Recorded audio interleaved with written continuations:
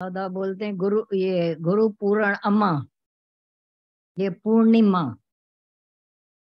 अगर कभी कुछ कलर पूरा न उतरा हो माया का, तो ये गुरु पूर्णिमा का मतलब ही है कि ऐसे कलर उतरवा के और एक ही गुरु वाहन, गुरुवान हो जाए।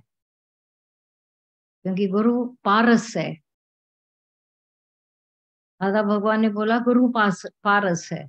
गीता भगवान ने बोला गुरु वो जो तुम्हारे अंदर का गुरु जगाए। और अगर गुरु मिल गया तो फिर कभी भी झूठ के संग नहीं हो सकेंगे। एक गलत, गीता भगवान ने बोला ये भी नहीं कर सकोगे वो भी नहीं।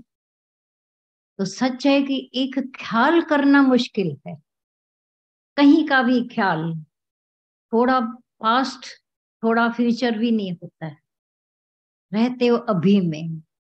और जो अभी में है मतलब ही गुरु का वाहन बन गए। कृष्ण को अर्जुन ने बिठाया खाली, कृष्ण ने कुछ नहीं किया। ज्ञान जो सुनाना था वो मैं उधर सुना के अब कुछ नहीं किया। पर अर्जुन को वो पावर आ गया कृष्ण का। यही पावर संजोने आते हैं। सत्संग माने पावर मिल जाता है सत्य का। तो झूठ का जो भी प्रभाव सुना, जब गुरु के प्रभाव में, ज्ञान के प्रभाव में रहते हैं तो कोई अभाव नहीं रहता है। केवल गुरु के प्रभाव आनंद में रहते और प्रसन्नचित्तता हो ही जाती है। पर अभी अभी खोटा एक ख्याल करो, अंग अंग कांपेगा। झूठ बोलना तो बहुत दूर की बात है, खाली वही बैठे हुए कोई गलत ख्याल करो, अंदर रग रग में कांपना शुरू हो जाए। लेकिन गीता भगवान, दादा भगवान बोला करते हम तुम्हारे सबके मनों को यहाँ पर पकड़ कर बैठे, अब कर नहीं सकोगे। ये प्रेम की दुनिया में बैठे हैं, सच की दुनिया में।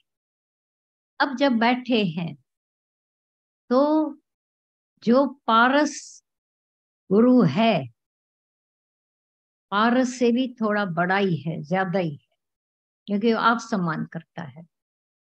दादा भगवान ऐलान करके गए थे, लखनऊ में बोला था मैं सबको आप समान बना के जाता हूं। किसी ने अगर सच्चाई से सुन लिया होगा तो वो अंदर गुरुवान होकर उस सच को धारण कर लेता है कि मैं भी वही हूँ। गुरु जो तू है सो मैं, जो मैं हूं सो तू। ये लास्ट और फर्स्ट, यही अगर हमने गुरु को कह दिया, गुरु जो आप हैं वो आपने अपना काम पूरा किया, मुझे मेरे स्वरूप में ला दिया। अष्टावक्र गीता में बोला दूसरे तीसरे अध्याय तक राजा जनक अपने आप को एक शिष्य, एक छोटा, एक बिछड़ा हुआ मान रहा है। तीसरे प्रकरण के बाद वो समानता आ गई। ये गुरु की सच्चाई है। राजा जनक की तो थोड़ी बहुत सच्चाई, हमको इतने सच्चे भी नहीं आए थे, न ज्ञान का इतना कोई। लेकिन गुरु ने बिठा के ऐसा अप करके अपने स्वरूप में लाया। कोई नीचे खड़ा है, उसको हाथ देकर जब कोई ऊपर चढ़ाता है और अपनी गाड़ी में बिठाता है, अब वो नीचे नहीं वो ऊपर नहीं, सेमनेस हो गई। गुरु ये काम करता है। कुएं में पड़े थे हम, देह के दलदल में फंसे पड़े, हाथ दियो हाथ दियो। जिन्होंने अपने पर कृपा की उन्होंने तो हाथ दे दिया, और कोई कोई अड़ियल स्वभाव के भी आए। शायद हम भी कभी कभी अड़ कर बैठते, लेकिन गुरु ने अड़ पूरी होने नहीं दी। बोला नहीं याद दे रहे मेरा ले लो, पर चढ़ो, कैसे भी करो और चढ़ जाओ। क्योंकि गुरु आता है ये तारने, ऊपर करने, और चढ़ा देता है अपने स्वरूप में, सुखरूप आत्मा में पहुंचा देता है। अगर नहीं पहुंचे, देह की बातों में पड़े रहे, उठोगे फिर आपस में वही देह की बातें, वो वहां गए, वो ऐसा हुआ, वो वैसी बात हुई, झर्म हुई, झंगम हुई, दुनिया भर की बातें होंगी।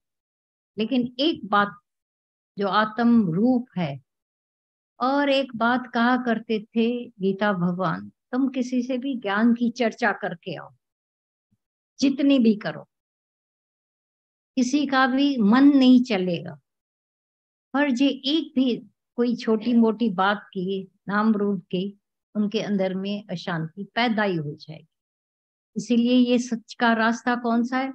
ज्ञान चर्चा होती रहे, कोई नाम रूप की बात नहीं, व्यवहार की बात नहीं, किसी को नीचे किसी को ऊपर कभी नहीं करना, केवल अपने आत्मा में। क्योंकि आए हैं अगर ये मुलाकात, जो दादा भगवान ने बोला भाई तुम बोलोगे कि मैं इधर से दुनिया से जाएंगे फिर से मनुष्य होकर आएंगे, तो ये घर का राज्य नहीं है, वो शर्तें हैं।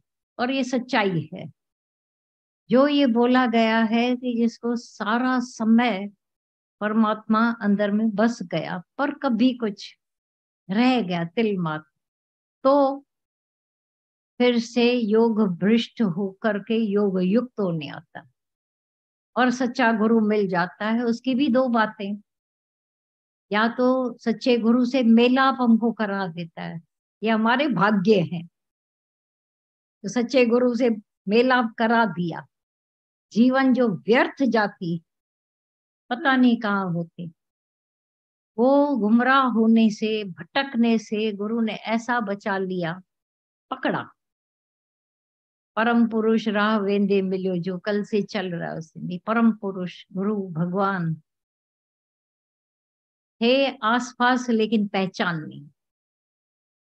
एक दिन मैंने पूछा गीता भगवान से, भाई जो आप कहते हो कि प्रकट होता है, कृष्ण ने भी बोला है प्रकट होता है, मैं युगे युगे प्रकट होता हूं, तो प्रकट होने और पैदा होने में क्या फर्क है? पैदा तो कृष्ण भी हुआ माँ के गर्भ से, और सो कॉल्ड दादा भगवान भी माँ के ही गर्भ से आए होंगे। तो प्रकट होना क्या है? बहुत सीधे सिंपल शब्दों में बताया, बोला दादा भगवान वहीं आसपास तुम्हारे थे, तुमने नहीं पहचाना था क्योंकि मुलाकात ही नहीं हुई।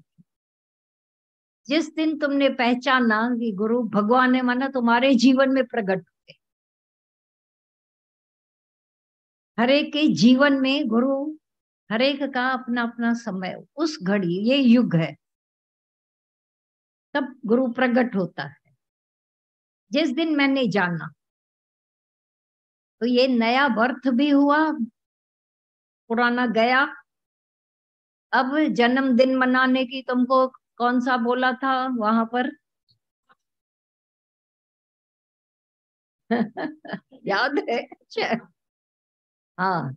तो वो 21 मार्च, अगर शौक है बर्थडे मनाने का तो 21 मार्च को मना लेना होलसेल, एक ही खर्चे में सबका बर्थडे हो जाएगा वर्ल्ड वाइड।